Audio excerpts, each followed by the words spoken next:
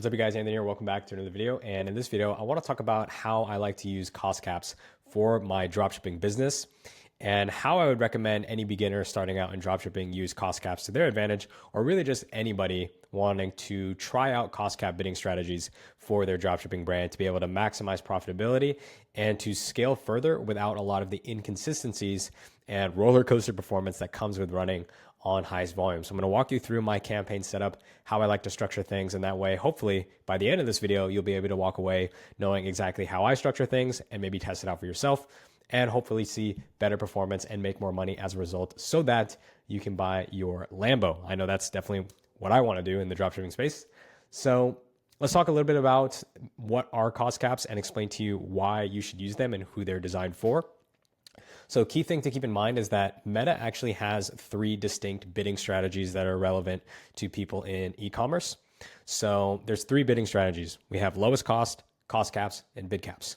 Now, the reason why and the main distinction between cost controls and no cost control is that in a no cost control environment, Facebook's main priority is to spend your full budget and get you the most results along the way. So if you actually look at the documentation of what Facebook describes the use case for highest volume to be, they tell you that when you use the highest volume bid strategy, which for anyone that is completely brand new to Facebook ads, is the default bidding strategy. So if this is your first time hearing about a bidding strategy, it's basically when you create your campaign, it is the exact campaign bidding strategy that comes with your ad account. And so just looking at the documentation, if you look at their example use case for highest volume, they say, for example, an event planner could use the highest volume bid strategy to get as many people as possible to attend an upcoming music festival where cost per attendance doesn't matter. So highest volume is typically best if you care about spending your full budget, you want to get the most results possible from your budget, and you don't have a specific cost per action goal in mind. So why is that so important? The reason why that's so important is because Facebook is telling you by default that their bidding strategy does not optimize for CPA. And why that's important is because CPA is the main metric you need to care about if you actually care about making money from your ads. Because let's say you spend money on ads and you make a sale. After you make a sale, you have to pay for your cost of goods and you have to pay for any marketing that you spent to acquire that customers, which is your CPA or your cost per individual purchase. So if you're optimizing your ad account or you're starting a dropshipping business, particularly if you're in a state where you don't have a ton of budget and you're using a bidding strategy that we know only cares about spending full budget and doesn't optimize for CPA, that can lead to you experiencing really high drastic fluctuations in performance where you get really good CPAs one day and then really terrible CPAs the next. And that's because Facebook's priority isn't to optimize for CPA or the lowest cost per result. It's to optimize for getting your full budget without a specific cost per action goal in mind. So why that's important is because cost caps are essentially the completely reverse or antithesis to a lowest cost campaign.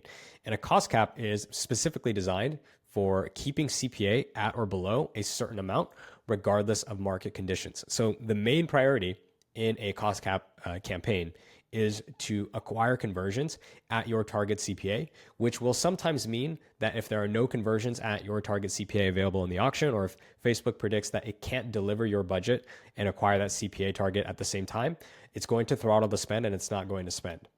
So the reason why that's important to keep in mind is because that's really, really good for beginners just starting out. When you don't have a ton of budget, you have a fixed amount of capital, maybe you don't have a ton of incoming capital from other business ventures coming in. And so let's say you're starting out with $1,000 or $2,000 or whatever it is, and you need to make the most out of that budget, then cost caps are literally a perfect fit. Cost caps are also a really good fit if you are someone who wants to scale. Let's say you do have a lot of capital and you want to scale as profitably as possible, and you don't really care about getting to these insanely high Shopify screenshots as quickly as possible, right? If you're someone who just wants to make profit along the way as you scale, and you're okay with sacrificing volume for more efficiency, then cost caps are a perfect fit. So in essence, cost caps are literally designed for people who want to keep their CPA at a certain amount, regardless of market conditions. Dude, some dude is literally blasting house music at 8 in the morning outside of my apartment. God bless that guy. So that being said, enough yapping. Let's get into the actual ad account and kind of show you the setup that I like to run with cost caps, and that I would recommend that you guys run with cost caps if you decide to test them out. So the way I see and run cost caps is I do one CBO campaign per offer, landing page, or product. And then I have a very, very simple setup where I'm pretty much launching as many new ad sets as possible into the cost cap campaign. And these ad sets, every ad set represents a new creative concept. So that could be a new angle, it could be a new desire, it could be a new format, it could be a content style. Whatever the case may be, every ad set is going to be its own individual concept test. And I'm basically just launching in creatives and seeing what gets spent. And the reason why you can do this is because, again, Facebook has a cost cap.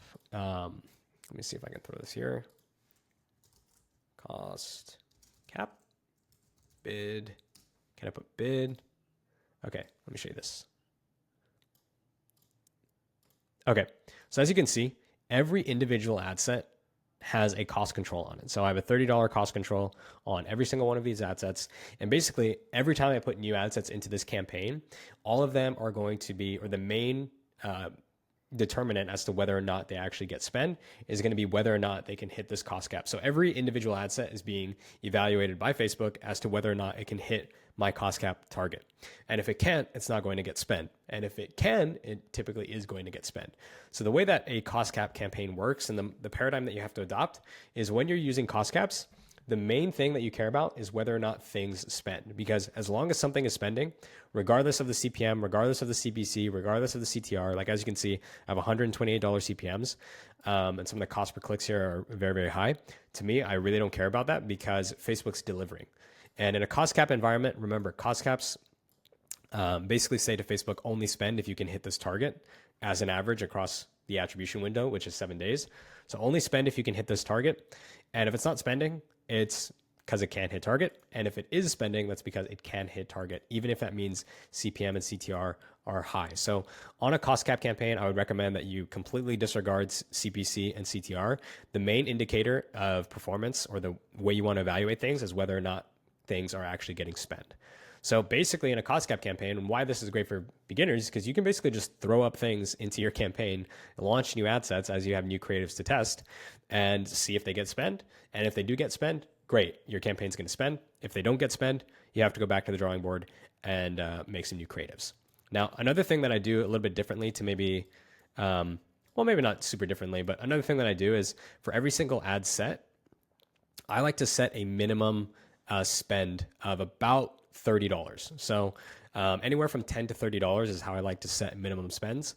And the reason for that is because I run, well, two reasons for that is I run this campaign at a super inflated budget. So I'm typically running this at anywhere from $1,000 to $2,000 a day. I recommend you do not do this if you're a beginner starting out, because for me, I'm comfortable leaving this budget on. I have a little bit more capital to play with. So if you're someone who's just starting out, I would treat this budget almost like a highest volume campaign where you're only setting it to what you're willing to spend. But for me, I run at a super inflated budget. And so I have $1,000 to distribute across each of these ad sets. And the reason why I set a minimum spend is that I have noticed, especially in highest volume campaigns, but it can happen in cost cap campaigns as well, is that Facebook will sometimes after giving ad sets just a little bit more spend, like setting a minimum spend. And what that does is basically tells Facebook is, I would like to try and spend at least $30 on this particular ad set. As you guys know, in a CBO campaign, sometimes there's a tendency for ad sets to not get any spend. And so with a minimum spend, we're basically giving every ad set just a little bit of just like a push, just like a little bit of a head start. And I have seen this time and time again, whenever I use minimum spends, ad sets that previously did not get spend without a minimum spend get spend. And then it's almost like Facebook gets those first few impressions and then it sees like, oh shit, this is actually a good ad. And then it starts getting a ton of spend and then it starts performing really well. So that's another thing I've started to do, regardless of cost caps or highest volume, is to set minimum spends on all of my ad sets, anywhere from $10 to $30. You want to make sure that if you're going to do that though, the higher your minimum spend per ad set, the higher your budget needs to be. Because if you have a $100 CBO, 10 ad sets, and you set $10 minimums on each, they're each going to spend $10 and you effectively have a ABO campaign at that point. And so there's no really point to running the CBO. And so this is the setup, guys. It's not super complicated. I do a CBO campaign and then launch new ad sets as I have them. If I notice that my spend is hitting the full daily budget, that is a sign that you either need to increase your budget or you need to lower your cap. If you see that your campaign is not spending the full daily budget, then that's a sign you either need to increase your cap or you need to input more creative so you can actually spend against the current cap. When you're setting your cost caps, I would recommend that you take whatever your profit target CPA is for 30% profit and then go 20% above that number to start, and then you can slowly walk them down. You want to start with slightly inflated caps to give the campaign the best chance to spend, and then slowly dial them back down as you start to see the campaign spending. Because if you can't get your campaign to spend at a cap that's higher than what you actually want, that's a clear sign that you need to keep testing new creatives so that way it starts to spend and then you can dial it back down. But this is the setup, guys. It's super simple. One of the reasons why I love running cost cap CBO campaigns like this is because basically all I have to do is come into my account, whatever ideas I have for creatives to test, I can just launch them, and then I can basically just close my laptop for the day. And I know if the campaign's spending, then it's because Facebook thinks it can hit my target. And if it's not, then I need to launch some new creatives. And that's pretty much it, guys. That is how I run CBO cost cap campaigns on Meta. Another way that you can do this is using cost caps for scaling, where you take a single ad set CBO with a cost cap and throw all your best performance in there. This is particularly how I would start campaigns if you were to want to use cost caps entirely for testing and scaling, and especially if you're a beginner that is low on budget and you just want to protect your capital at all costs and still be able to test at a high volume. So that is going to do it for this video, guys. Hope you guys enjoyed the content as always. If you did, make sure to leave a like, comment, and subscribe. If you want to see more ad account videos, I know a lot of you have been in my comments asking for videos, particularly around cost caps, so I decided to do one today. Let me know what other kind of media buying advice you guys are looking for in the comments beneath this video. If you want to see more in-depth videos on cost caps, if you want to see any videos on bid caps, whatever the case may be, let me know in the comments below, and I'll try to make some content on that as well. If you enjoyed the content, I think I already said this, leave a like, comment, and subscribe. If you're interested in learning how to start and scale a branded dropshipping business, I have a school community that's linked as the first link in the description of this video. Check it out if you want to. Yeah, that's going to do it for this video. I'll catch you in the next one. Peace.